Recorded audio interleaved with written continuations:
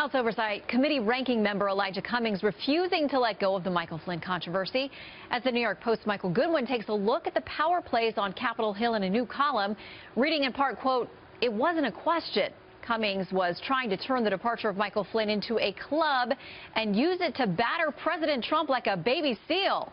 Michael Goodwin, New York Post columnist, joins us. He's also a Fox News contributor. That's some strong, very descriptive language. Well, look, it was it was a Valentine's Day, but this was not a Valentine to Donald Trump. It was clearly this what did he know and when did he know it? He's trying to invoke the Watergate line, and of course the New York Times picks up the same line the next day. And I just think this is so far afield. This is not a legal issue for Donald Trump. This is not a legal crisis. This is a crisis, but it's a political crisis. And I believe that there are political ways to handle it and solve it. Primarily, I believe he's got to, A, get the White House in order. I think he needs to delegate supreme authority in the White House to presumably the Chief of Staff, if not someone else, who really runs the White House, runs his schedule, controls access to him. As Leon Panetta said yesterday on Fox, you need a little dictator in there. And the president has to appoint somebody as a dictator in the White House.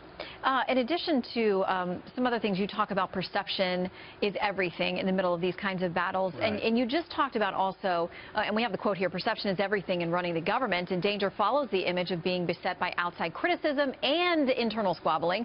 Lost momentum is hard to regain when supporters are demoralized. We talked about the fact the president's having this, they describe it as a campaign event on Saturday, going out to sort of rally the troops again. But you talk about taking internal control. You also talk about the fact he needs to light a fire under folks on Capitol Hill. He needs to get some concrete, substantive policy things done. Right. Look, he was elected for very specific reasons.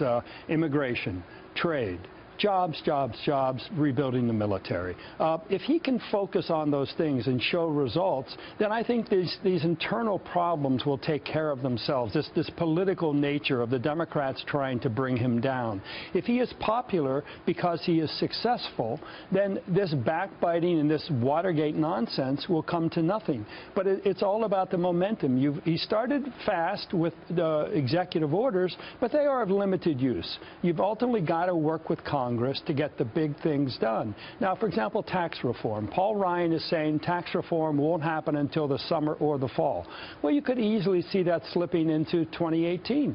And then I think the impact gets diluted by time. In other words, if tax reform is going to spur the kind of economic growth the president has talked about, 3.5% to 4% of GDP, then he's going to have to move sooner to get that bang going, because it's going to take a little while to filter through the economy. So I think that look, there's a new president, new to government. A lot of these are rookie mistakes. A lot of his things have hit him very quickly. But I think the way forward is really a way of substance with a political strength. And I think this rally, it's really kind of a revival rally to remind people, and I think also to remind him why he was elected, what those people want him to do.